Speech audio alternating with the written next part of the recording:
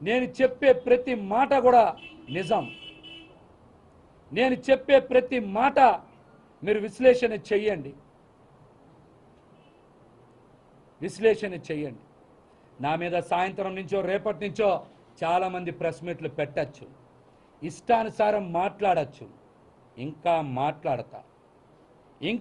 మాట్లాడతా. నాదెండ్ల మనోహర్ లాంటి వ్యక్తి పశ్చిమ నియోజకవర్గంలో ఎవరెవరితో ప్రెస్ మీట్లు పెట్టిస్తున్నారో తెలుసు. వస్తా తెనాలి, పెడతా అక్కడే ప్రెస్ మీట్, అక్కడే మాట్లాడతా. చాలా వాస్తవాలు ఇంకా ఉన్నాయి, బయట పెడతా.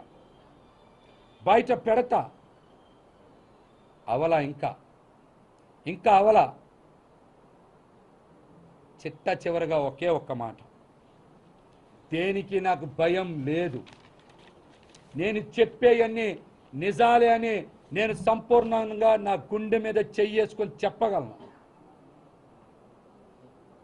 చెప్పగలను. పవన్ కళ్యాణ్ గారిని ఒకే ఒక్క కోరిక కోరుకుంటున్నా. రేపు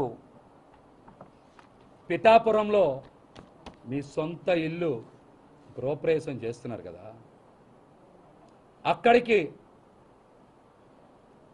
మీరు అన్నా లెజినోవా గారితో రావాలి, గృహప్రవేశం చెయ్యాలి. నెల రోజుల పాటు ప్రచారంలో పాల్గొనేలాగా మీరు ఏర్పాట్లు చెయ్యాలని నేనైతే మనస్ఫూర్తిగా పవన్ కళ్యాణ్ గారిని కోరుకుంటున్నా. మరిన్ని విషయాలు, నా రాజకీయ భవిష్యత్తుకు సంబంధించిన విషయాలన్నీ కూడా తొందరలోనే ప్రకటిస్తాను.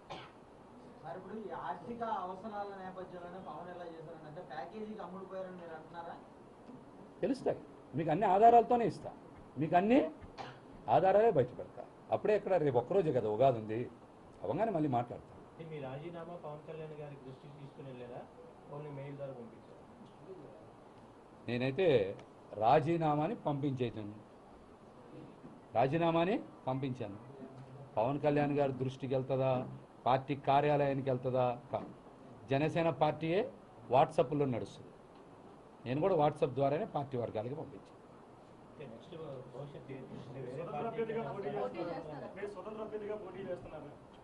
చెప్తా అన్నీ 2 రోజుల్లో మీకు తెలుస్తాయి.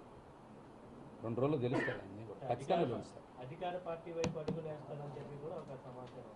అదే తప్పేముంది, వేయకూడదా?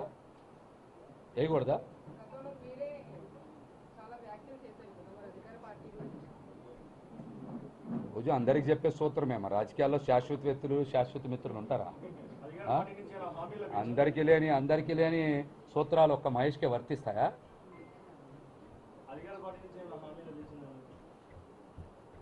నిస్వార్థంగా నిజాయితీగా జనసేన పార్టీకి పనిచేస్తే మాకేం లభించింది?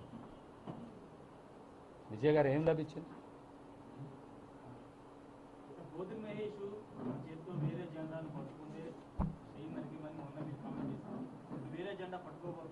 మంచి ప్రశ్న అడిగారు. రాజధానిలో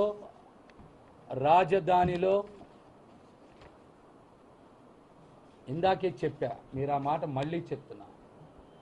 జనసేనని రాజధానిలో నేను బతికిచ్చా, పవన్ కళ్యాణ్ గారు నన్ను చంపేశారు. రాబోయే రోజుల్లో నాది రాజకీయ పునర్జన్మే, నా ఇష్టం వచ్చిన జెండా పట్టుకుంటా. అదే చెప్పా, ఇప్పుడు రాజకీయాల్లో మమ్మల్ని చంపేసిన తర్వాత పునర్జన్మలో మాకు నచ్చిన పని చేస్తాం.